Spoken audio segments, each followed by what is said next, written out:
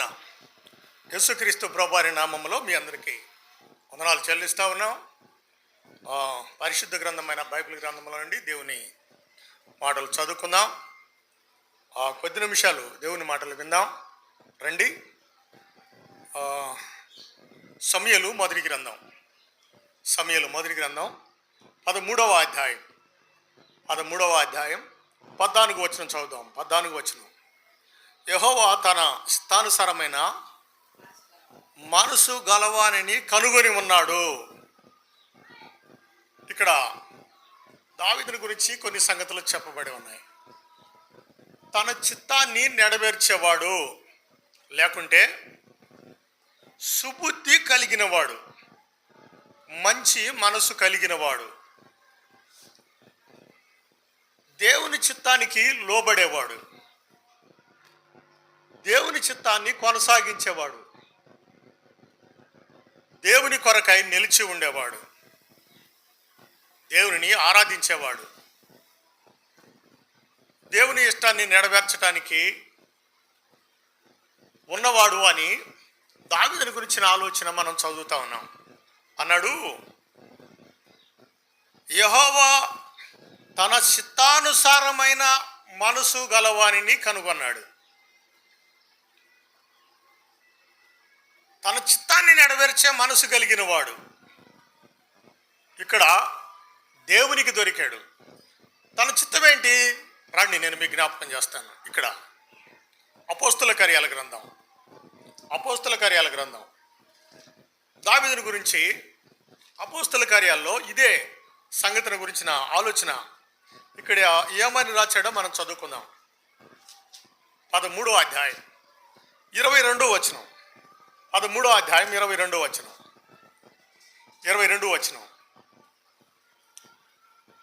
తర్వాత అతన్ని తొలగించి దావీదును వారికి రాజుగా ఏర్పరచెను.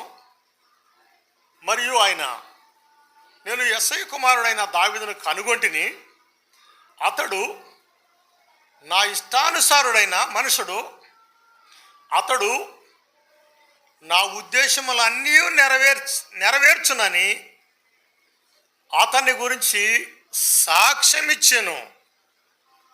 ఏం చేస్తాడంట? నా ఉద్దేశమంతా నెరవేరుస్తాడు. దేవుని ఉద్దేశం ఏంది? అది నెరవేరుస్తాడు. తర్వాత అంటాడు, నా ఉద్దేశమంతా నెరవేర్చేవాడు, నా ఇష్టానుసారుడైన మనుషుడు అని దేవుడే సాక్ష్యం ఇచ్చాడు. దావీదు నా ఇష్టాన్ని నెరవేరుస్తాడు. మనం అక్కడేమని చదివాం? తన చిత్తానుసారమైన మనసు కలిగిన వాడు. తర్వాత దేవుని ఉద్దేశం అంతా నెరవేర్చేవాడు. మనుషుల ఉద్దేశాలలో ఒకవేళ ఏదైనా వేరే విధమైన ఆలోచనలు ఉండొచ్చు, కానీ దేవుని ఉద్దేశము అది పరిశుద్ధమైనదై ఉంటుంది, పవిత్రమైనదై ఉంటుంది, మంచిది ఉంటుంది. దేవుని ఉద్దేశానికి ఇంకా ఎవరు ఇది అది అని మళ్ళీ వంక పెట్టడానికి కూడా వీలు పడదు. అంటే దావీదు దేవుని యొక్క మంచి ఉద్దేశాలను నెరవేర్చేవాడు. మనుషుల ఉద్దేశాలలో మంచి కాని ఉండవచ్చు, కానీ దేవుని ఉద్దేశంలో అన్ని మంచిగా ఉంటాయి. దేవుని నిర్ణయాలు అన్ని మంచిగా ఉంటాయి. దేవుని నిర్ణయాలు వేరు, మనుషుల నిర్ణయాలు వేరు. మనుషుల నిర్ణయాల్లో స్వార్థం ఉండవచ్చు, కానీ దేవుని నిర్ణయంలో స్వార్థం ఉండదు. దేవుడు మంచివాడు అంతే. మనుషుల్లో మంచివాళ్ళు అనుకున్నా ఒకవేళ ఎక్కడైనా ఇంకొకళ్ళు ఉండి అంత మంచివాడే కాదులే అనే అవకాశం ఉంది. కానీ దేవుణ్ణి మాత్రం మంచివాడు కాదు అనటానికి ఎవరికీ వీల్లేదు. ఆయన మంచివాడు అంతే. దేనిలో మంచివాడు? ఆయన పరిశుద్ధుడు, పాపము లేనివాడు. కుమారుడిగా వచ్చినప్పుడు ఆయన అంటాడు, నేను తండ్రి చిత్తమును నెరవేర్చుటకు ఈ భూలోకానికి దిగి వచ్చా. నా ఇష్టాన్ని నేను నెరవేర్చుకునేటకు ఈ భూలోకానికి రాలేదు అంటాడు ఆయన. రండి, నేను ఆ వచనాన్ని మీకు జ్ఞాపకం చేస్తాను. యోహాను సువార్త 6వ అధ్యాయం. యోహాను సువార్త 6వ అధ్యాయం. శరీరాన్ని ధరించుకొని భూలోకానికి వచ్చి ఎలాంటి సంగతి ఆయన మనకు జ్ఞాపకం చేస్తాడో చూడండి. 6వ అధ్యాయం 38వ వచనం. నా ఇష్టమును నెరవేర్చుకున్నటకు నేను రాలేదు, నన్ను పంపిన వాని చిత్తము నెరవేర్చుటకే పరలోకము నుండి దిగి వచ్చి తిని. ఎందుకు వచ్చాడంట? నా ఇష్టాన్ని నెరవేర్చుకోవటానికి కాదు నేను వచ్చింది. మనమైతే ఏమంటాం? నా ఇష్టం. మనుషులైతే ఏమంటారు? నా ఇష్టం. అయితే దావీదు దేవుని ఎదుట నిలిచినప్పుడు నా ఇష్టము అనలేదు, అనటానికి వీలు లేదు అన్నట్టుగా దేవుడు సాక్ష్యం ఇచ్చాడు. అనడు అన్నట్టుగా దేవుడు సాక్ష్యం ఇచ్చాడు. మన గురించి కూడా అలా సాక్ష్యం ఇస్తే బాగుంటుందేమో కదా. నీ గురించి నా గురించి కూడా అలా సాక్ష్యం ఇస్తే బాగుంటుందేమో. నా ఉద్దేశాన్ని నెరవేరుస్తారు నా ఇష్టానుసారులైన మనుషులు అని మన గురించి కూడా అంటే బాగుంటుంది కదా. దేవుని ఉద్దేశం ఏంది? ఆయన ఆత్మతోనూ సత్యముతోనూ ఆరాధించటం. దేవుని ఉద్దేశం మన పట్ల ఏంది? మనం పరిశుద్ధులుగా జీవించడం. నేను పరిశుద్ధుడను కనుక మీరును పరిశుద్ధులై ఉండు. మన మీద ఆయన ఉద్దేశం అదే కదా. ఇలాంటి ఉద్దేశాలు ఆయనకు ఉన్నాయి. మానవుడి ఉద్దేశం అలా లేదు. మానవుడి ఆలోచనలు వేరుగా ఉన్నాయి. అందుకనే నా చిత్తాన్ని నెరవేర్చేవాళ్ళు కావాలి. నా చిత్తాన్ని నెరవేర్చేవాళ్ళు కావాలి. దావీదు పక్షమున దేవుడు ఉండటానికి గల కారణం ఏంది అంటే దేవుని ఉద్దేశాన్ని నెరవేరుస్తాడు, దేవుని ఇష్టాన్ని నెరవేరుస్తాడు, దేవుని చిత్తాన్ని నెరవేరుస్తాడు. ఆయన కంటే ముందు ఇంకో రాజు ఉన్నాడు. ఆ రాజుకు మాట చెప్పాడు. ఏమన్నాడంటే, నీవు కానీ నా మాట వినకపోతే నేను నీకు సహాయం చేయను. రండి, నేను ఆ మాట మీకు జ్ఞాపకం చేస్తాను. సమూయేలు మొదటి గ్రంథం 12వ అధ్యాయం 14వ వచనం నుండి చదువుతాను. 14వ వచనం నుంచి, మీరు యెహోవా యందు భయభక్తులు కలిగి ఆయన మాట విని ఆయనను సేవించి ఆయన ఆజ్ఞను భంగము చేయక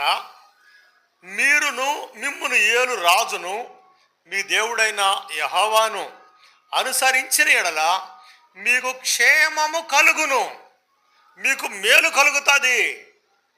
క్షేమమే, ఏ కీడు కలగదు,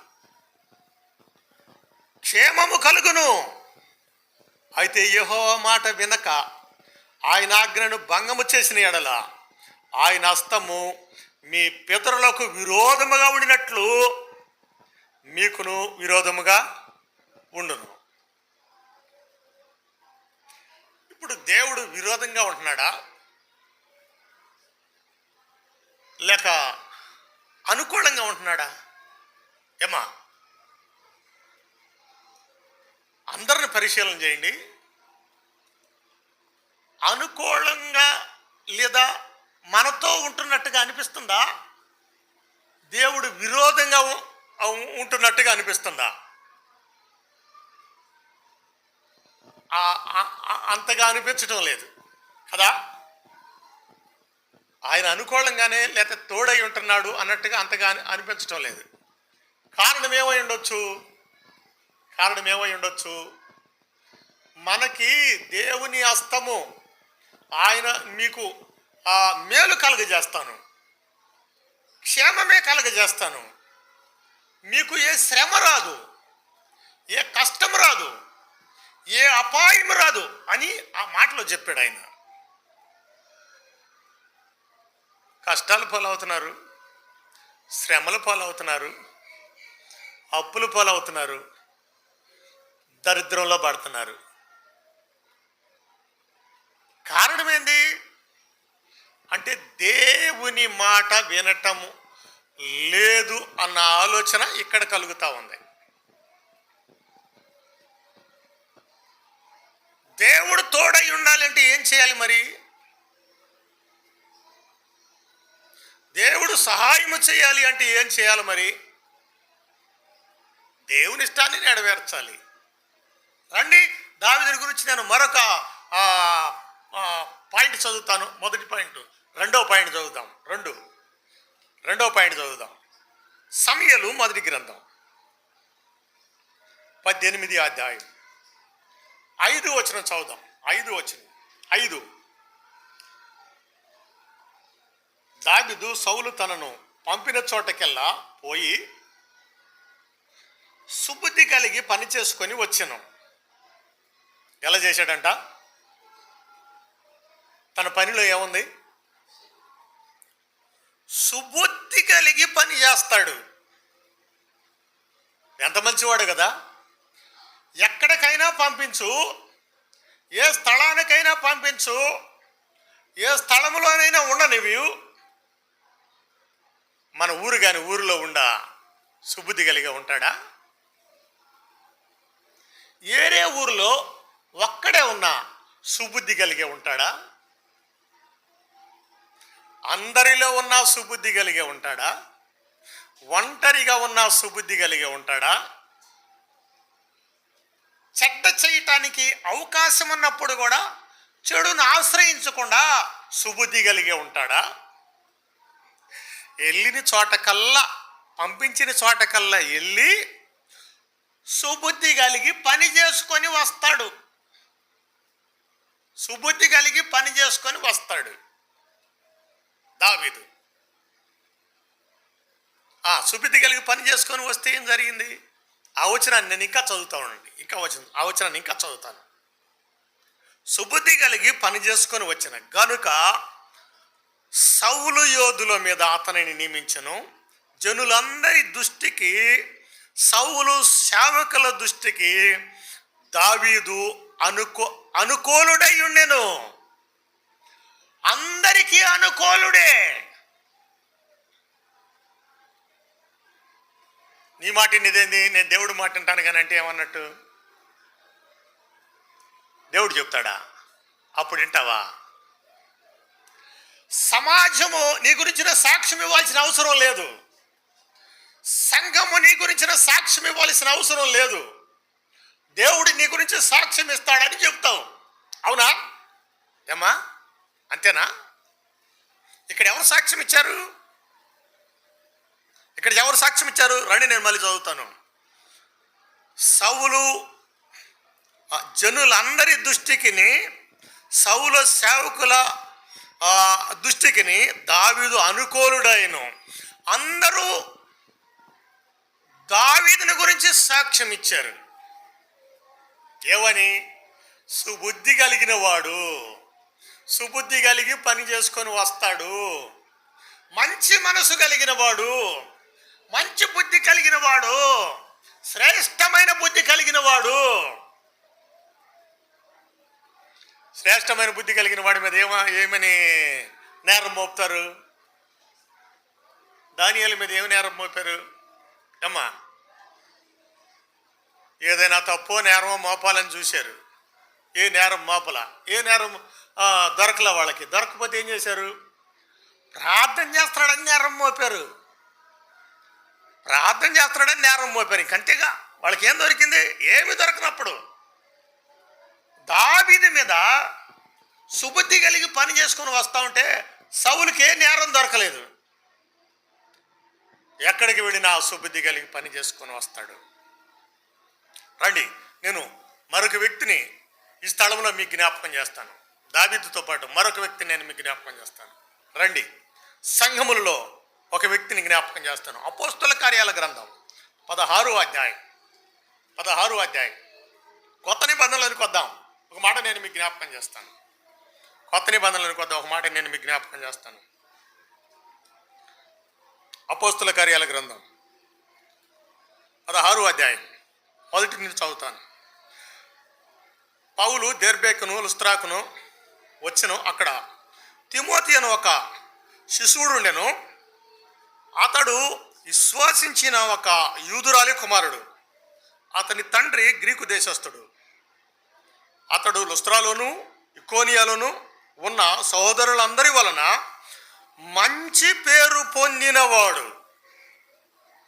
ఎక్కడెక్కడ మంచి పేరు ఎక్కడెక్కడ ఉంది ఆయనకి అంటే లుస్త్రాలోను ఇకోనియాలోను. ఎక్కడెక్కడ?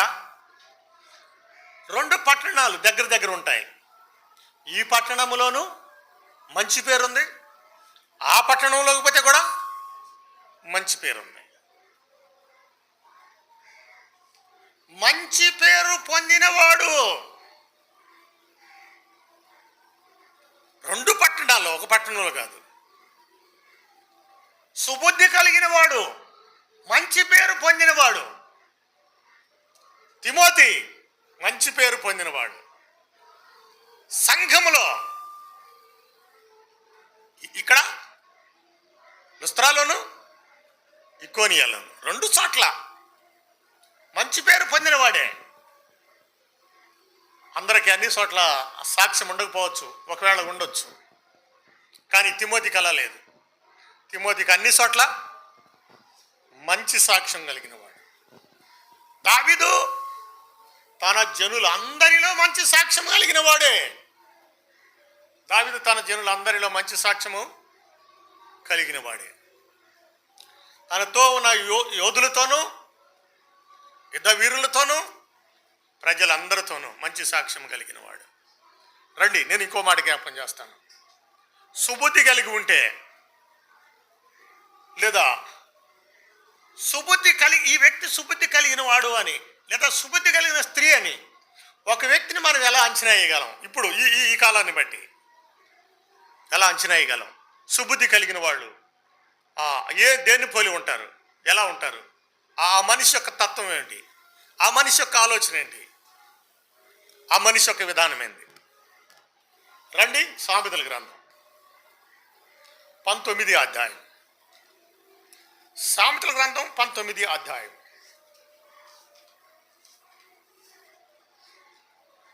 11వ వచనం. 19వ అధ్యాయం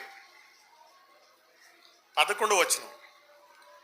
ఒకని సుబుద్ధి వానికి దీర్ఘశాంతమునిచ్చును.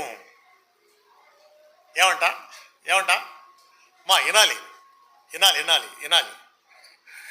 ఒకని సుబుద్ధి వానికి ఏమిచ్చును? దీర్ఘశాంతం అంటే మొన్న ఒక వ్యక్తి ఎందుకో కోపం వస్తుంది ఆ మనిషికి. నేను అన్నాను, సాత్వికులు ధన్యులు. ఏమన్నట్టు ఇప్పుడు? సుబుద్ధి దీర్ఘశాంతమనిచ్చును, సుబుద్ధి సాత్వికతనిస్తుంది, దుర్బుద్ధి సాత్వికతనివ్వదు. కొంచెం శాంతపడయ్యా, కొంచెం నెమ్మదిగా ఉండయ్యా, ఆగయ్యా. ఆగమంటే ఆగరు. అమ్మా ఆగండి అమ్మ, ఆగమంటే ఆగరు. ఆకపోవడానికి కారణం ఏంది? సుబుద్ధి లేదు అని. సుబుద్ధి కలిగిన వాళ్ళు, సుబుద్ధి ఎక్కడ వస్తుంది? యేసుక్రీస్తులో ఉంది. యేసు ప్రభుని నమ్మితే, విశ్వాసులమైతే, యేసు రక్తంలో కడగబడితే, మనం ఆరాధించే వాళ్ళమైతే దీర్ఘశాంతం కలిగి ఉంటాం. సుబుద్ధి కలిగిన వాడు. కోపం వచ్చిద్దమ్మా? బాగా వస్తుందా? కోరికనే కోపపడతారు చూసారా? వాళ్ళకి బీపీ ఎక్కువ వస్తుంది. బీపీ మాత్రలు ఆడుకుంటారు అలాంటి వాళ్ళు కదా. బీపీ మాత్రలు వాళ్ళకి హై బీపీ ఎక్కువ ఉంటుంది, బాగా ఎక్కువ ఉండి దానివల్ల చాలా ఎక్కువ రకాల జబ్బులు అటాక్ అవుతాయి. ఎందుకని? కోపం వల్ల వచ్చే నష్టం అది. అంటే దీర్ఘశాంతము దేనికి కారణమైందంటే ఆరోగ్యవంతంగా నువ్వు జీవించటానికి కారణమైంది. సుబుద్ధి నిన్ను ఆరోగ్యవంతురాలుగా ఉండటానికి కారణమైంది. అందుకని అన్నాడు సుబుద్ధి కలిగి ఉండు. మూడో పాయింట్లోకి వెళ్దాం.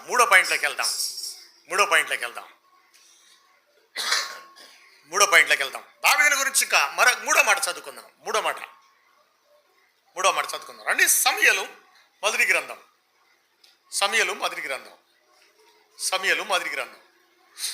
18 అధ్యాయం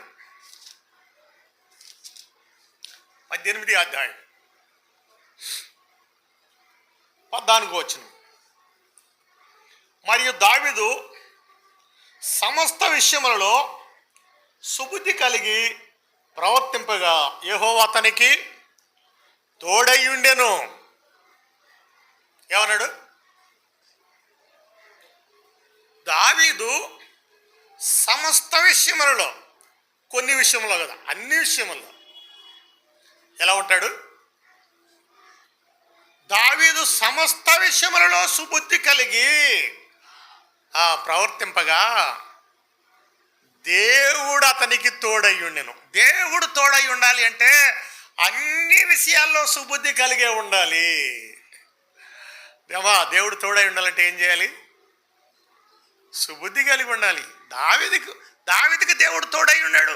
దావీదుకు తోడై ఉండవు ప్రభువా, మాకు కూడా తోడై ఉండంటే దావీదు సుబుద్ధి కలిగి ఉన్నాడు. నీవు కూడా సుబుద్ధి కలిగి ఉంటే, నేను కూడా సుబుద్ధి కలిగి ఉంటే, మనమందరం సుబుద్ధి కలిగి ఉంటే, మంచి బుద్ధి కలిగి ఉంటే, మంచి గుణం కలిగి ఉంటే దేవుడు నీకు తోడై ఉంటాడు. దేవుడు తోడై ఉంటే జరిగే మేలేంటి? దేవుడు తోడై ఉంటే జరిగే మేలేంటి? రండి ఆ మేలు గురించి చదువుకుందాం. ఆదికాండం 39 అధ్యాయం. దేవుడు తోడై అంటే అక్కడ ఏం మేలు జరిగిందో చదువుకుందాం రండి. దేవుడు తోడై ఉంటే జరిగిన మేలేంటి చదువుకుందాం. 39 అధ్యాయం 2వ వచనం చదువుతాను. యెహోవా యోసేపు నాకు తోడై ఉండెను గనుక అతడు వర్ధిల్లెను. దేవుడు తోడై ఉంటే ఏం జరిగింది? వర్ధిల్లుతావంతే. దేవుడు తోడై ఉండాలంటే సమస్త విషయంలో, అన్ని విషయంలో సుబుద్ధి కలిగి ఉండాలి. అన్ని విషయంలో సుబుద్ధి కలిగి ఉంటే దేవుడు తోడై ఉంటాడు. దేవుడు తోడై ఉంటే వర్ధిల్లుతావు. వర్ధిల్లకపోవడానికి గల కారణం ఏంది? దేవుడు తోడై ఉండలేదు. దేవుడు తోడై లేడు అంటే కారణం ఏంది? బుద్ధి సరిగ్గా లేదు, బుద్ధి మారలేదు, గుణం మారలేదు, మనసు మారలేదు. మారితే దేవుడు తోడై ఉంటాడు. దేవుడు తోడై ఉన్నాడా లేదా అని పరిశీలన చేసుకొని, సరి చేసుకొని చూసుకుంటే అసలు వర్ధిల్లకపోవడానికి గల కారణం ఏందో మనల్ని మనం పరిశీలన చేసుకోవటం మనకే మంచిది. ఎవరు వారు పరిశీలన చేసుకోవటం వారికే మంచిది. దేవుడు తోడై ఉన్నాడా లేదా అని రండి. నేను ఇంకో వచనాన్ని కూడా కింద చదువుతాను. అక్కడే 3వ వచనం చదువుతాను. ఆదికాండం 39 అధ్యాయం 3వ వచనం. యెహోవా అతనికి తోడై ఉండెననియు అతడు చేయునదంతయు అతని చేతిలో సఫలము చేసెననియు. అతడు చేయునదంత ఏది చేసినా సఫలమైద్ది. పొలం పంట చేస్తే బ్రహ్మాండంగా పండిద్ది. వ్యాపారం చేస్తే ఇంకా బ్రహ్మాండంగా పండిద్ది. ఏది చేసినా ప్రతి దానిలో వర్ధిల్లుతాం. ఏది చేసినా ప్రతి దానిలో మనము వర్ధిల్లుతాము. వర్ధిల్లాలి అంటే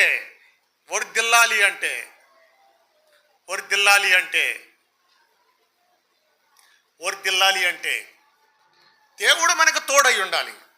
దేవుడు మనకు తోడై ఉంటే మనం వర్ధిల్లుతాం. అతడు చేయనిదంతయు అతని చేతిలో సఫలమాయెను. ఇప్పుడు మాట అంటాడు కదా కీర్తన గ్రంథంలో, యెహోవా ధర్మశాస్త్రమందు ఆనందించుచు దివారాత్రులు దాన్ని ధ్యానించువాడు ధన్యుడు. అతడు నీటి కాలువల ఎరున నాటబడిన వాడై ఆకు వాడక తన కాలమందు ఫలమిచ్చు చెట్టు వలెముడును. అతడు చేయనిదంతయు సఫలమగును. దేవుని మాటల యందు ఆనందించుచు, దేవుని మాటలను ధ్యానించుచు, రాత్రి పగలు ప్రార్థన చేయుచు, దివారాత్రులు ఆ ధ్యానము కలిగి దేవునిని ఎంబడించితే, దివారాత్రులు ఆ ధ్యానం కలిగి దేవునిని ఎంబడిస్తే, సుబుద్ధి కలిగి ఎంబడిస్తే, సుబుద్ధి కలిగి ఎంబడిస్తే, సుబుద్ధి కలిగి ఎంబడిస్తే దేవుడు వర్ధిల్ల చేస్తాడు. మనము చేసే ప్రతిదీ సఫలపరచబడుతుంది. మనం చేసే ప్రతిదీ కూడా సఫలపరచబడుతుంది. చేస్తుంది సఫలపరచబడకపోవడానికి గల కారణం ఏంది? ఏ పని చేసినా సఫలం కావడం లేదు. కారణం ఏంటంటే దేవుడు తోడై లేడు అని మనం అనుకోవటానికి వీలుంది. దేవుడు తోడై లేకపోవడానికి గల కారణం ఏంటంటే మనిషి యొక్క పాపమే. పాపములను క్షమించుటకే యేసుక్రీస్తు ప్రభు ఈ భూలోకానికి దిగి వచ్చాడు. పాపులను రక్షించుటకి ఈ భూలోకానికి దిగి వచ్చాడు. నశించుతున్న ప్రతి మానవుని రక్షించడానికే ఈ భూలోకానికి దిగి వచ్చాడు. నశించిపోతున్న ప్రతి మానవుని రక్షించడానికి అంటాడు. రండి, నేను యోహాను సువార్త, ఈ మాట నేను మీకు జ్ఞాపకం చేస్తాను. యోహాను సువార్త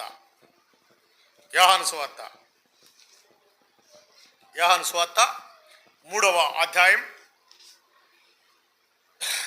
16వ వచనం. దేవుడు లోకమునెంతో ప్రేమించను కాగా ఆయన తన అద్వితీయ కుమారునిగా పుట్టిన వాని యందు విశ్వాసముంచు ప్రతి వాడును నశింపక నిత్య జీవము పొందినట్లుగా మనము నశించిపోకుండా నిత్య జీవము పొందుటకు తన కుమారుని ఈ భూలోకానికి పంపించాడు. ఆయన మనం నశించిపోకూడదు అని యేసుక్రీస్తు ప్రభు శిలువలో వేలాడటానికి గల కారణం ఏంటి అంటే మనం నశించిపోకూడదు, మనం నరకానికి పోకూడదు. మనకి నరక శిక్ష నుండి మనం తప్పించబడాలి, పాతాళము నుండి మనం విడిపించబడాలి. ఆ శిక్ష నుండి మనం తప్పించబడాలి అంటే, పాతాళం నుండి మనం విడిపించబడాలి అంటే యేసుక్రీస్తు ప్రభు సిలువను పడవలసి వచ్చింది. ప్రభు నా కొరకే సిలువను పడ్డాడు. కనుక నేను సుబుద్ధి కలిగి ఉంటే పరలోకం చేరతాను. భూలోకంలో సుబుద్ధి కలిగి ఉంటే దేవుడు తోడై ఉంటాడు, నన్ను వర్ధిల్ల చేస్తాడు అని ఈ మాటలు మనం జ్ఞాపకం చేస్తున్నాడు. రండి, నేను ఇంకో మాట చదివి ముగించడానికి ప్రయత్నం చేస్తాను. ఇంకో మాట చదువుదాం రండి. సమూయేలు మొదటి గ్రంథం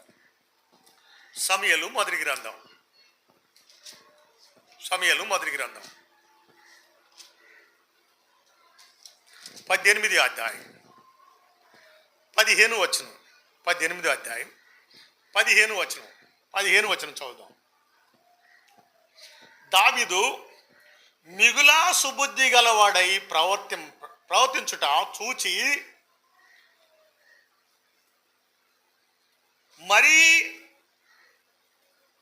మరీ అధికముగా అతనికి భయపడెను. దావీదు మిగులా సుబుద్ధి గలవాడై ప్రవర్తించుట సౌలు చూసి మరీ అధికముగా దావీదుకి భయపడెను. సుబుద్ధి కలిగి నీవు ప్రవర్తిస్తే నీ విరోధి నీకు భయపడతాడా? ఇక్కడ రాశాడు భయపడతాడని. భయపడతాడు. నీ భక్తి జీవితం నీ విరోధిని భయపెట్టింది. నీవు సుబుద్ధి కలిగి ఎప్పుడైతే ప్రవర్తించడం మొదలు పెడతావో అన్నాడు, మరీ అధికముగా సుబుద్ధి కలిగి అని రాశాడు అక్కడ.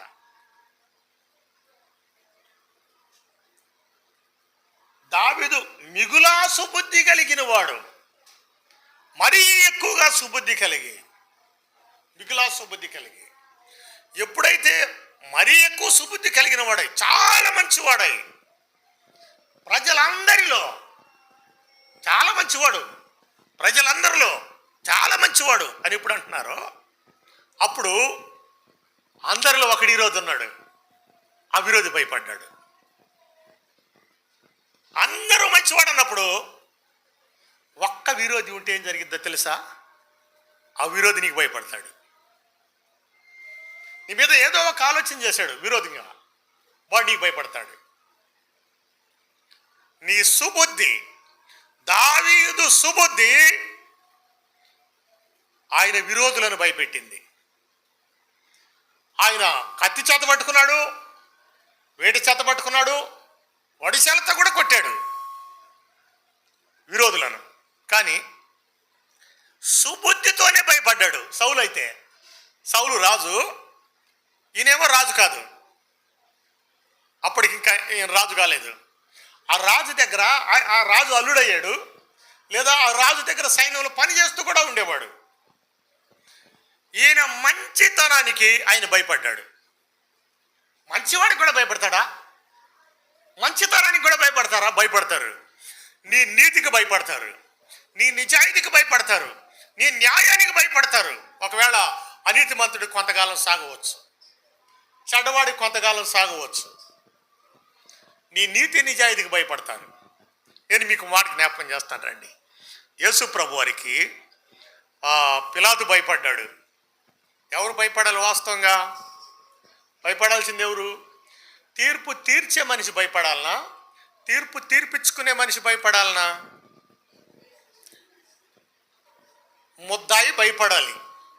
న్యాయపీఠం మీద కూర్చున్న ఆయన తీర్పు తీర్చేవారికి భయపడాల్సిన అవసరం లేదు.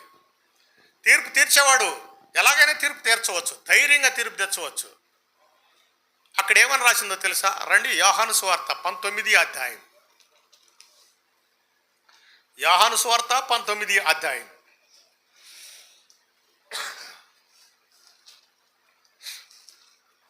7వ వచనం చదువుతాం. 7వ వచనం.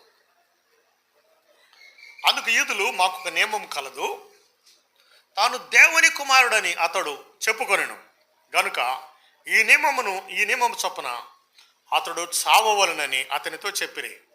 పిలాతు ఆ మాట విని మరి ఎక్కువగా భయపడి, ఎవరికి భయపడి?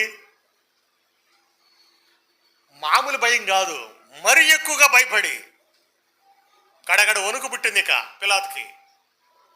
న్యాయపీఠం మీద కూర్చున్నాడు, మరి ఎక్కువ భయం, మామూలు భయం కాదు. ఆయన ఏం చేస్తాడు? బంధింపబడి నిలుచుని ఉన్నాడు. బంధింపబడి నిలుచున్న వానికి, న్యాయపీఠం మీద కూర్చున్న వానికి, న్యాయపీఠం మీద కూర్చున్న ఆయనకి చేతులు కాళ్ళు వణకటం మొదలుపెట్టినాయి. కూర్చోలేకపోయాడు, మరి ఎక్కువ భయం వచ్చేసింది. గడగడ గడగడ అక్కడి నుంచి లేచి వెళ్ళిపోయాడు. ఇక అడ కూర్చోలేక. మరీ ఎక్కువ భయం, మామూలు భయం కాదు. భయపడిన వేరు, మరీ ఎక్కువగా భయపడిన వేరు. కారణం ఏంది? ఈ నీతిమంతుడు అంటాడు పిలాతు. ఈ నీతిమంతుడు. నీతిమంతుని చూస్తే భయం, నీ నీతిని చూస్తే అనీతిమంతులకు భయం, నీ పరిశుద్ధతను చూస్తే పాపులకు భయం, నీ సుబుద్ధిని చూస్తే దుర్బుద్ధి కలిగిన వారికి భయం. దావీదు సుబుద్ధి చూసి దుర్బుద్ధి కలిగిన వానికి భయం వేసింది, భయపడ్డాడంతే. నీవైనా సరే, నేనైనా సరే, మనలో ఎవరైనా సరే, నీతి కలిగి జీవిస్తే అనీతిమంతులు భయపడతారు. బుద్ధి కలిగి జీవిస్తే బుద్ధి లేని వాళ్ళు భయపడతారు. పరిశుద్ధత కలిగి జీవిస్తే పాపులు భయపడతారు. పాపులు నీ జోలికి రారు. అందుకనే యేసు ప్రభువారు అంటాడు, నా యందు పాపం ఉన్నదని ఎవరైనా స్థాపించగలరా? ఆయన యందు పాపం ఏమీ లేదు. ఆయన పరిశుద్ధుడు, పరిశుద్ధతలో మహనీయుడు, మనందరినీ పరలోకానికి తీసుకెళ్ళగల సమర్థుడు. ఆయన పరిశుద్ధత మనందరినీ పరిశుద్ధపరచగలిగిన పరిశుద్ధత. మిమ్ములను పరిశుద్ధపరచగల యెహోవాను నేనే, మనలను పరిశుద్ధపరచగలిగిన వాడు. ఒకవేళ మన సుబుద్ధిగా నిలవలేనప్పుడు, మన బుద్ధి నిలవకపోతే మనం ఏం చేయాలి? యేసు ప్రభువా, నా బుద్ధిపూర్వకంగా నేను నిలవలేకపోతా ఉన్నాను, నాకు సుబుద్ధిని దయచేయి. నేను సుబుద్ధి కలిగి ఉండవాలని నేను, నాకు ఆశ కలిగి ఉంది, బుద్ధిమంతుడిగా ఉండవాలని ఉంది, బుద్ధిహీనంగా జీవించాలని నాకు లేదు. మంచి బుద్ధి కలిగి జీవించి నీ రాజ్యాన్ని స్వతంత్రించుకోవాలని ఆశ ఉంది ప్రభువా. మంచి మనసు గలవాడై జీవించి నీ రాజ్యాన్ని స్వతంత్రించుకోవాలని ఆశ ఉంది. నీ రాజ్యంలో చేరి నీతో కూడా ఉండాలని ఉంది. నరక శిక్షకి నేను వెళ్ళకూడదు, నీ రాజ్యానికి చేరాలని నాకు కోరిక ఉందని మనం ప్రార్థన చేస్తే మంచి బుద్ధినిస్తాడు, సుబుద్ధినిస్తాడు. దావీదుకి ఇచ్చిన బుద్ధి లాంటి బుద్ధి ఇచ్చి ఆ బుద్ధి కలిగి మనం వర్ధిల్లి మనం చేసినదంతా సఫలమై భూలోకంలో మేలు కలిగిన వారమై పరలోకంలో కూడా చేరి ఆయన రాజ్యాన్ని స్వతంత్రించుకుంటారని యేసుక్రీస్తు ప్రభువారి పేరిట ఈ మాటలు మనం చేస్తూ ముగిస్తా ఉన్నాను. ప్రార్థన చేద్దాం. ప్రార్థన.